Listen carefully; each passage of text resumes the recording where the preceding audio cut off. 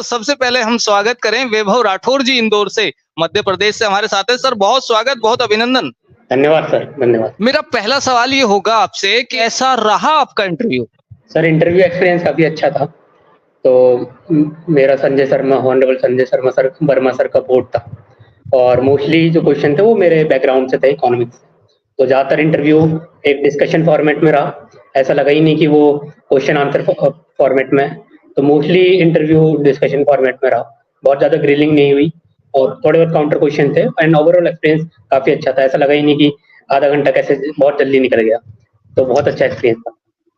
जब आप इंटरव्यू में जाने वाले थे, क्या ऐसा था वैभव जी कि दिल धक धक कर रहा है, क्या होगा, क्या पूछा जाएगा, मैं तैयार हूं या नहीं हूं? ऐसी कोई स्थिति थी या आप कॉन्फिडेंट थे, होगा जो देखा जाएगा? जी सर, आई थिंक वो तो सबके साथ ही होता है, हर एक एस्पिरेंट के साथ कि थोड़ा बहुत आप घबराए हुए होते हैं। बट ये मेरा सेकंड इंटरव्यू था यूपीएससी के साथ। लाइक इसके पहले भी मैंने एक इंटरव्यू दिया था, तो थोड़ा बहुत एक्सपीरियंस था। बट हाँ, थोड़ा धक धक होती है, बट आई थिंक इम्पोर्टेंट है कामनेस और कॉन्फिडेंस। तो उसके लिए आपको काम रहना बहुत जरूरी है। अगर आप बहुत ज़्यादा नर्वस हो जाएंगे और चीज़ों को हावी रखेंगे तो वो फिर दिक्कत देगा। तो आई थिंक मैंने कोशिश करी थी अपने आप को जितना काम कर सकूं अपने आप को इंटरव्यू के पहले। बट हाँ, थोड़ी बहुत नर्वसनेस रहना नेचुरल है। जाते ही आपसे क्या पूछा गया, वो कितना आसान कितना मुश्किल था आपके लिए? सर शुरू में तो उन्होंने काफ़ी जनरल स्टार्टिंग करी। तो लाइक मेरा 5th नंबर पे था इंटरव्यू, थोड़ा लेट हो गया था। तो उन्होंने मेरे से यही पूछा कि आप इतनी देर से बाहर बैठे हुए थे, तो आपके मन में क्या चल रहा था और आप परेशान हुए होंगे बाहर बैठते हुए। तो ये नॉर्मल चीज़ें स्टार्टिंग हुई। फिर उन्होंने इकोनॉमिक्स के कुछ क्वेश्चन पूछे, तो फिर इकोनॉमिक्स के अराउंड डिस्कशन हुआ। फिर बाकी मेंबर्स से बात हुई, तो आई थिंक वो डिस्कशन फॉर्मेट में रहा। तो उन्होंने काफ़ी अच्छे से स्टार्टिंग करा था।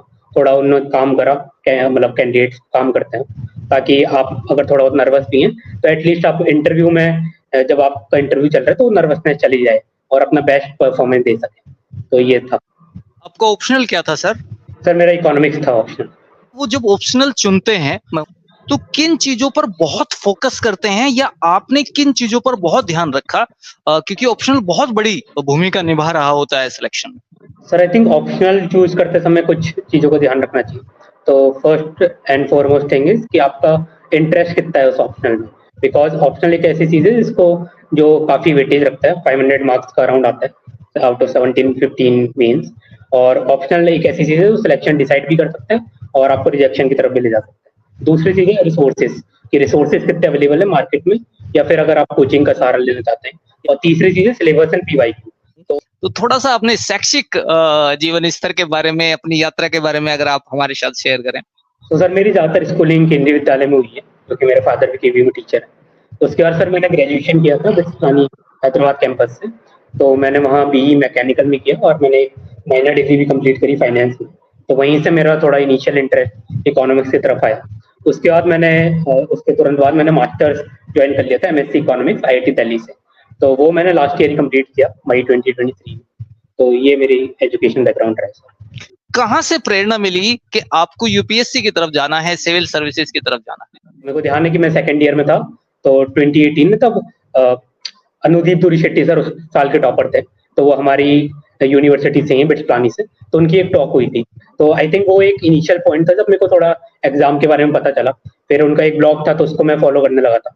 तो उसके बारे में थोड़ा और मेरे को पता चला कि अच्छा एग्जाम में क्या होता है, क्या कुछ सब्जेक्ट्स होते हैं, सिलेबस क्या है। तो आई थिंक वो एक इनिशियल पॉइंट था। उसके बाद मैंने और भी चीज़ें एक्सप्लोर करी, लाइक कॉर्पोरेट सेक्टर का करा।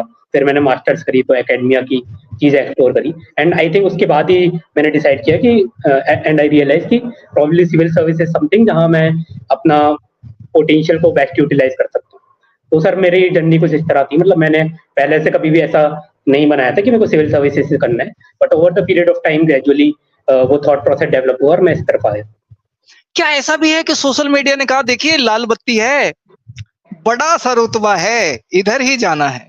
सर जहाँ तक मेरे को लगता है एक रियल लाइफ और रियल लाइफ में काफ़ी अंतर होता है। और इस एग्जाम का नेचर ऐसा है कि आपको सस्टेन रखना होता है अपने आप को। बिकॉज आपको अगर आप फर्स्ट अटेम्प्ट में भी कोई बेस्ट केस में क्लियर कर रहे हैं तो भी एटलीस्ट 2 साल की एक कड़ी मेहनत होती है। और बहुत कम ही होता है कि लोग फर्स्ट अटेम्प्ट में करें, लोग काफ़ी अटेम्प्ट लग जाते हैं, काफ़ी परिश्रम रहता है। तो आई थिंक वो सस्टेनेबिलिटी तभी मिलेगी जब वो मोटिवेशन काफ़ी स्ट्रांग होगा और वो रील्स देख के या फिर कोई मूवी देख के सोशल मीडिया के थ्रू वो नहीं आ सकता, क्योंकि वो सस्टेनेबल नहीं होगा। आप 1 वीक के लिए, 1 महीने के लिए मोटिवेट हो सकते हैं, बट सालों के लिए अगर वो मोटिवेशन आपको चाहिए तो वो नहीं मिलेगी, एंड वो डेफिनेटली रील्स से या सोशल मीडिया से तो नहीं आ सकता है। तो मेरे हिसाब से तो ये मेरे को लगता है। क्या आप सोशल मीडिया के करीब हैं? सर मतलब प्रिपरेशन फेज में मैं बहुत ज़्यादा नहीं था, मैंने मोस्टली अपने अकाउंट डीएक्टिवेट कर दिए थे, तो व्हाट्सएप वगैरह यूज़ करता था नॉर्मल में, तो सोशल मीडिया से थोड़ा मैं कट ऑफ रहा था। आपने कोचिंग की है वैभव जी? सर मैंने ऑप्शनल के लिए क्लासेस ली थी, बाकी जीएस सेल्फ स्टडी करा था। मुझे आप प्रीलिम्स की अपनी स्ट्रेटजी के बारे में थोड़ा बताइए। यूं कहा जा रहा है कि प्रीलिम्स हो गया तो हम इंटरव्यू तक पहुंच सकते हैं, हालांकि राहें मुश्किल हैं, लेकिन शायद कुछ आसान हो रही हैं। आपका टेक? प्रीलिम डेफिनेटली एक चैलेंजिंग है, but still I would say कि अगर आप अपने कोर को पकड़ के रखते हैं, जो भी आपका स्टैटिक पोर्शन है, तो आपको 50-55 क्वेश्चन एक तरह से नेट से ही करने हैं कट ऑफ क्लियर करने के लिए। तो अगर वो कोर को आप स्ट्रांग रखते हैं, पॉलिटी, इकोनॉमी, बाकी सब्जेक्ट जो हैं बेसिक्स, तो प्रीलिम्स निकालना इट्स क्वाइट डूएबल। हाँ, but luck factor I would say कि वो थोड़ा बहुत बढ़ गया है प्रीलिम्स में। आपके लिए कितनी बड़ी चुनौती था सीसेट? सर सीसेट मेरे लिए पर्सनली इतनी बड़ी चुनौती नहीं रहा है, बिकॉज मेरा इंजीनियरिंग बैकग्राउंड रहा है और मेरा थोड़ा मैथ्स वगैरह का पार्ट और रीजनिंग का पार्ट स्ट्रांग रहा है, बट स्टिल आई थिंक अच्छे लोगों का भी सीसेट रहा है, तो वो एक ओवर कॉन्फिडेंट नहीं होना चाहिए। तो मैं क्या करता था, मैं अपनी पर्सनल स्ट्रेटेजी शेयर कर देता हूँ। तो मैं लास्ट के 3-4 साल के पेपर उठाता था सिविल सर्विस के पीवाईक्यूज, और उनको टाइम बाउंड मैनर में सॉल्व करने की कोशिश करता था। तो सीसेट में एक चीज होती है स्पीड की, बिकॉज काफी लोग अटेम्प्ट नहीं कर पाते जितने क्वेश्चन रिक्वायर्ड हैं। तो 2 घंटे का पेपर होता है, और आप क्योंकि एग्जाम हॉल में नहीं वो अटेम्प्ट कर रहे हैं, अपने घर पे या जहाँ भी आप अटेम्प्ट कर रहे हैं, तो कोशिश कीजिए कि उसको 1 घंटा 40 मिनट या 1 घंटा 45 मिनट में अटेम्प्ट करें, क्योंकि ताकि एग्जाम के हिसाब से आप अपने आप को अलाइन कर सकें। तो वो एक चीज है। तो मैं ये कोशिश करता था और मैं देखता था कि मेरे कितने क्या मार्क्स आ रहे हैं, और कौन सी चीज है जहाँ पे मार्क्स कम आ रहे हैं। वो रीजनिंग वाला सेक्शन है, मैथ्स वाला है, या फिर वो कॉम्प्रिहेंशन है, इंग्लिश कॉम्प्रिहेंशन, तो वो मैं एनालाइज करता था। कितना अटेम्प्ट किया सीसेट में आपने इस बार? सर सेकंड मतलब जो 2023 वाला अटेम्प्ट था, उसमें मैंने अराउंड 57-58 क्वेश्चंस अटेम्प्ट किए थे। और प्रीलिम्स में अगर मैं GS1 की बात कर सकूं, वहां आपने कितना अटेम्प्ट किया है? सर वहाँ 78 क्वेश्चन अटेम्प्ट था। अच्छा, अब मैं मेंस की तरफ आ जाता हूँ। होता यह है कि प्रीलिम्स हमने निकाल दिया, एक सीढ़ी हम आगे आ गए हैं, अब हमें वो काम करना है जो हमारा वास्तविक कार्य है। अब हमें लिखना भी है, जितना हमें गेन किया है उसे अपने शब्दों में सजाना भी है।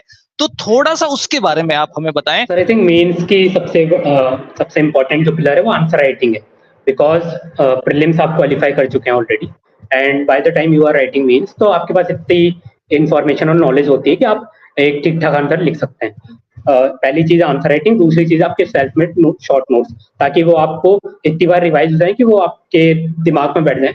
तो कोई भी क्वेश्चन आता है तो आपको पता हो कि हाँ ये मेरे नोट्स में इस जगह पे था, तो वो आप पूरा का पूरा एज इट इज लिख के आ जाए। तो आई थिंक ये इंपॉर्टेंट है। प्लस कुछ क्वेश्चन होते हैं जो थोड़े बाउंसर क्वेश्चन होते हैं, तो उसमें वो आंसर राइटिंग वाली चीज काम आ जाती है। मैं 1 मिनट के लिए रैपिड फायर खेल लेता हूँ। सिंपल से मेरे सवाल होंगे, एक शब्दों में, एक लाइन में अगर आप जवाब देना चाहें। सबसे पहले, आपका favourite cricketer?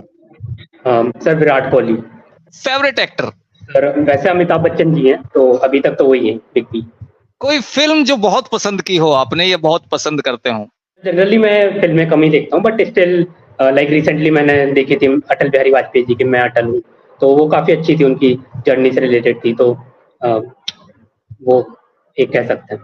Favourite actress? Rakulpreet Singh. वो चीज जो आपको करना बहुत पसंद है?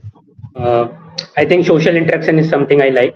तो वो कार्य जो आप बिल्कुल पसंद नहीं करते? सर ऐसा तो याद नहीं आ रहा है, मतलब ऐसा तो कुछ नहीं है कि बहुत नापसंद है, बट एक व्यक्ति जिसे आप अपनी सफलता का श्रेय देना चाहेंगे? वैसे एक व्यक्ति मतलब डिफिकल्ट होगा, but still I would say my parents, both my mother and father and my Elder brother, तो उन्होंने काफी सपोर्ट रहा है उनका। सफलता का वो सूत्र जो आपका अपना है?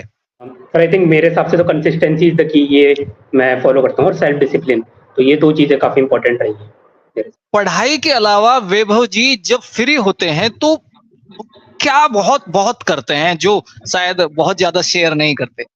सर पढ़ाई के अलावा बाकी मेरे को म्यूजिक, नए सॉन्ग सुनना पसंद है, बाकी मैं वर्कआउट के लिए चले जाता हूँ, वॉकिंग के लिए, जॉगिंग वगैरह करता हूँ, वैभव जी कितने अच्छे दोस्त हैं, दोस्ती कैसे निभाते हैं आप? सर ये तो खैर मेरे दोस्त ही अच्छे से बता सकते हैं, but I think I am a good enough friend. बहुत अच्छी आपकी रैंक आए, आप सिविल सर्विसेज को नेतृत्व देते हुए नजर आए, ऐसी हमारी शुभकामनाएं हैं। दोबारा मिलेंगे आपसे, अभी के लिए बहुत धन्यवाद, बहुत शुक्रिया। थैंक यू सर, धन्यवाद।